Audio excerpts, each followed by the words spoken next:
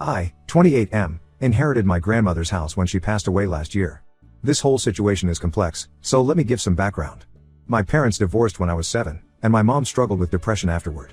She wasn't really able to take care of me properly, and my dad had moved across the country for work. My grandmother stepped in and basically raised me.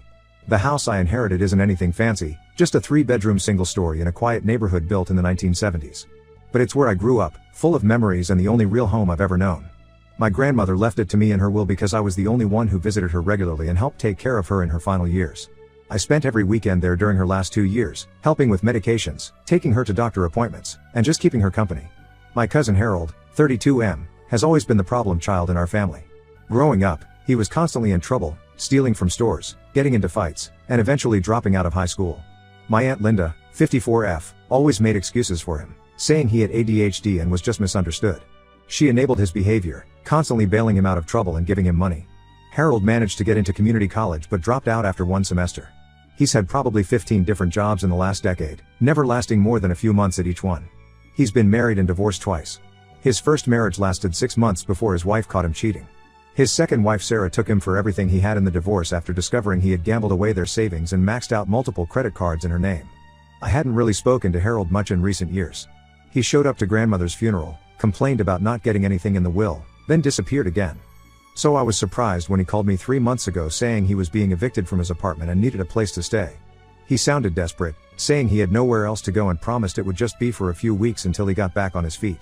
Against my better judgment, and despite my girlfriend Rachel warning me it was a bad idea, I agreed to let him stay in one of the spare bedrooms.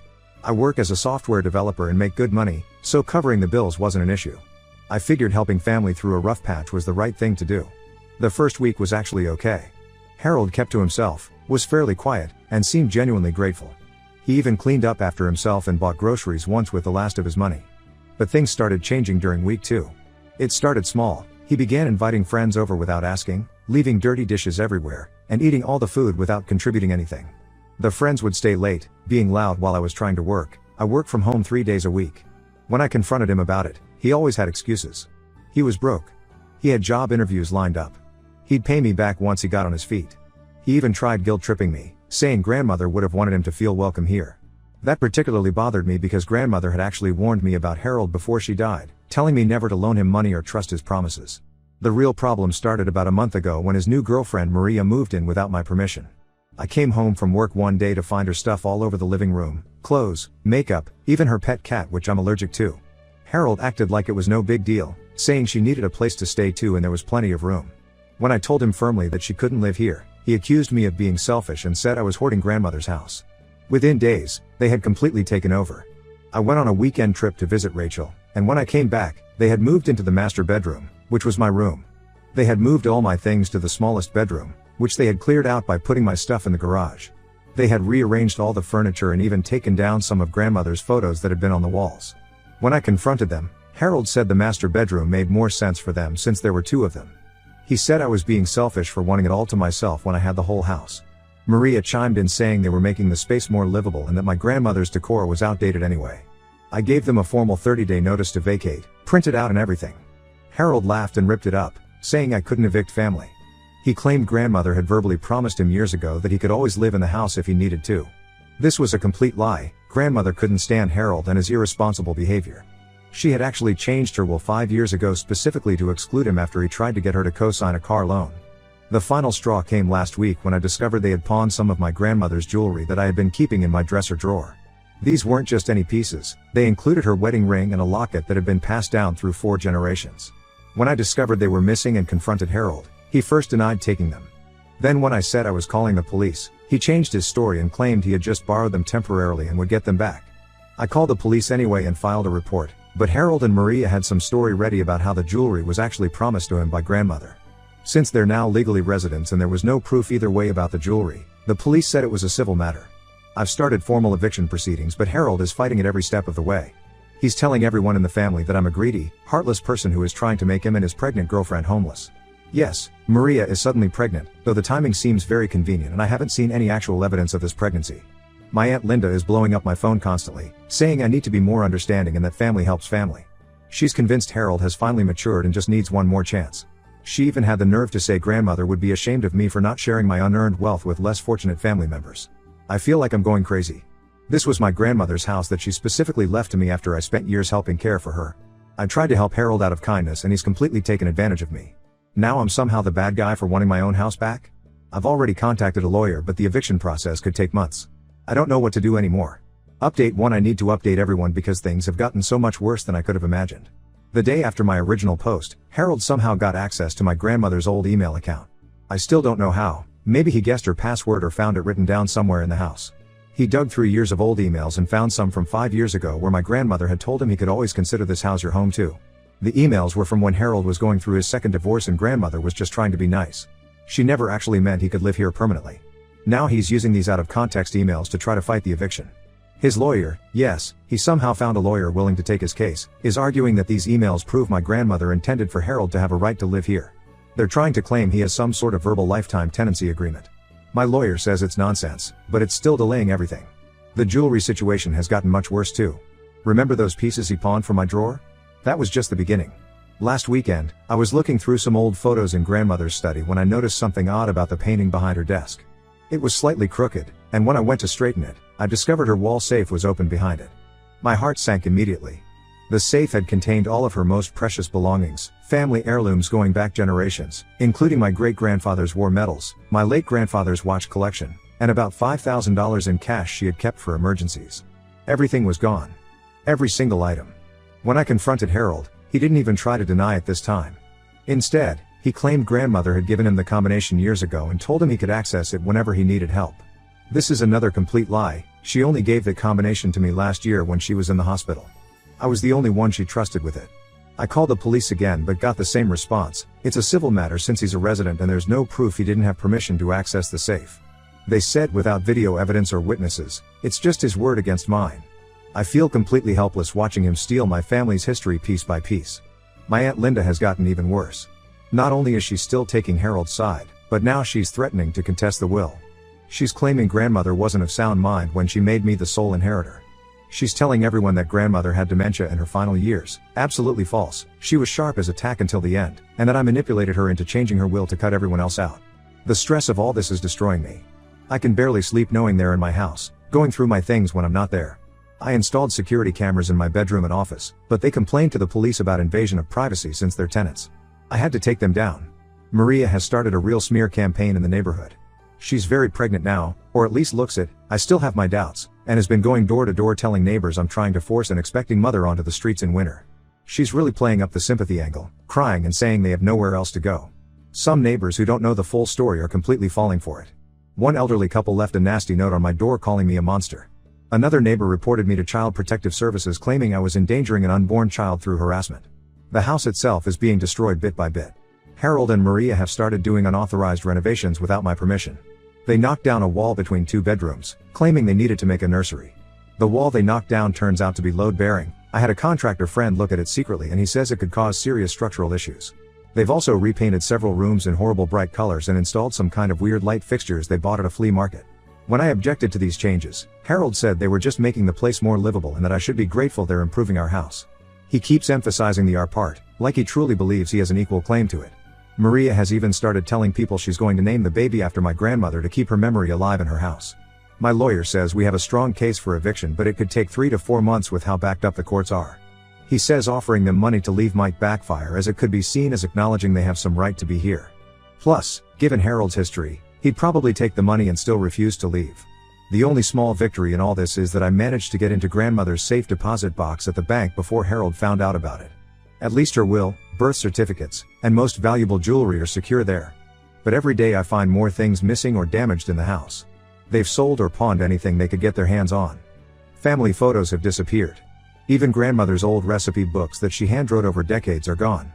I feel like I'm watching my grandmother's legacy being destroyed piece by piece, and there's nothing I can do to stop it. The house that was once filled with warm memories is now just a source of stress and conflict. I'm starting to understand why grandmother warned me about Harold all those years ago. I just wish I had listened. Update 2: This update is going to be shocking. Yesterday, Sarah, Harold's ex-wife, reached out to me after seeing my posts about the situation on social media. What she revealed about Harold has completely changed everything, and honestly, I feel like an idiot for not doing more research before letting him into my house. Sarah saw my post in a local Facebook group where I was asking for advice about the eviction process. She messaged me immediately, asking if Harold was still with a woman named Maria and if they were claiming to be expecting a baby. When I confirmed this, she called me and spent 2 hours telling me about Harold's real history. Apparently, what he's doing to me isn't just opportunistic freeloading, it's his actual career. According to Sarah, Harold has been running this same scam for the past 6 years, targeting family members and elderly people who live alone. She found out about it during their divorce proceedings when his old phone records and emails revealed everything. The pattern is always the same. He finds someone with a house, usually a relative or elderly person living alone. He shows up with a sob story about needing temporary help. Once he's in, he brings in a female accomplice who quickly announces a pregnancy. They take over the house, claim some sort of verbal agreement or promise about their right to live there, and make it as difficult as possible for the owner to remove them. Sarah told me about his previous scams in detail. Before targeting me, he did this to her elderly Aunt Martha. Harold moved in temporarily, claiming he needed a place while going through our divorce. Within weeks, he had moved in a different girlfriend, not Maria, claimed the aunt had promised him he could live there, and even used a fake pregnancy story. The aunt, who was 76 at the time, became so stressed she had a stroke and had to be moved to a nursing home. Harold and his girlfriend lived in her house rent-free for over a year before finally being evicted. But here's the worst part, Maria isn't just some innocent girlfriend caught up in Harold's schemes.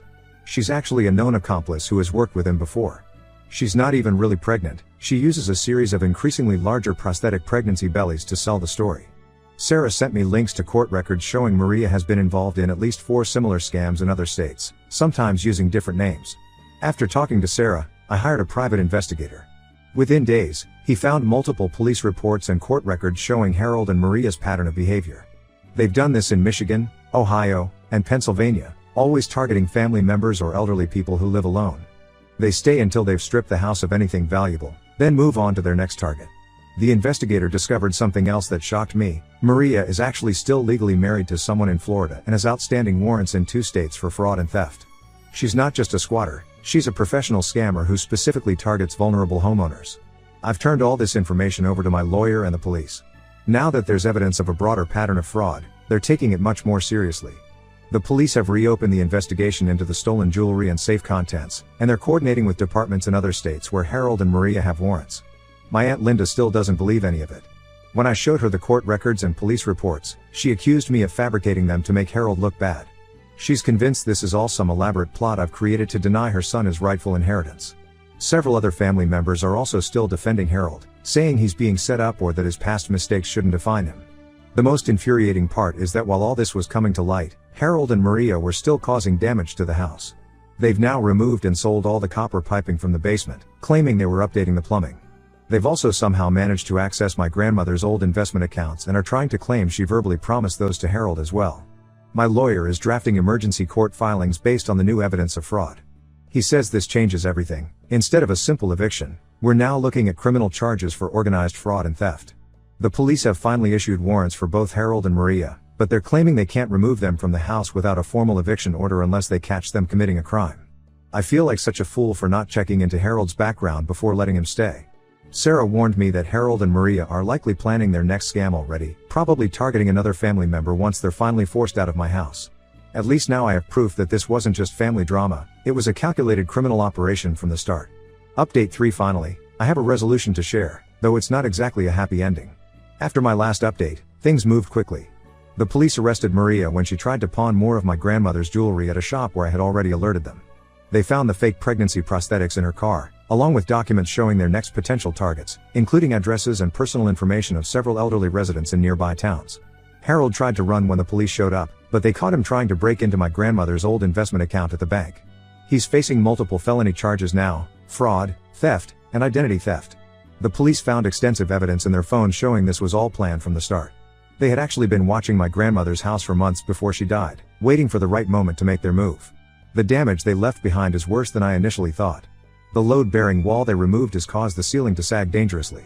My contractor estimates it will cost at least $30,000 to repair properly. They didn't just sell the copper pipes, they damaged the foundation while removing them, leading to water damage throughout the basement. Almost every room needs major repairs. But the physical damage isn't what hurts the most. They destroyed or sold almost everything of sentimental value. My grandmother's handwritten recipes, family photos, even her old Christmas ornaments that we made together when I was a kid, all gone.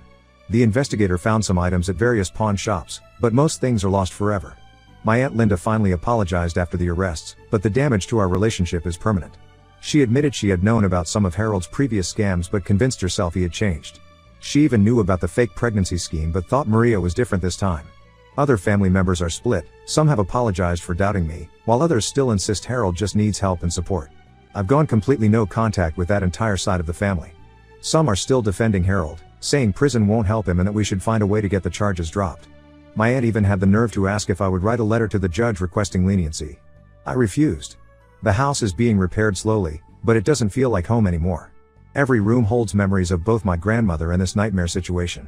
I'm selling it once the repairs are done. I found a nice condo closer to my office, and honestly, I need a fresh start somewhere without all this history. The only positive outcome is that several other victims of Harold's scams have come forward. The prosecutor is combining all the cases, and Harold is looking at serious prison time. Maria took a plea deal and will testify against him. She's already serving time for her previous warrants. I did recover some of my grandmother's jewelry from various pawn shops, but most of the sentimental items are gone forever. The family photos they stole or destroyed can never be replaced. I keep thinking about what my grandmother would say if she could see how this all turned out. She tried to warn me about Harold, but I thought I knew better. The whole experience has changed how I view family relationships. Trust, once broken, can't be repaired with just apologies and excuses. Some people will take advantage of family connections without remorse, and being related by blood doesn't obligate you to be their victim. I've learned that the hard way, and it's a lesson I won't forget. Harold's trial starts next month. I'll be testifying, along with his other victims. Several family members have tried to convince me to drop the charges, saying it will destroy the family, but the family was destroyed the moment they chose to defend and enable his criminal behavior. Some bridges, once burned, should stay burned.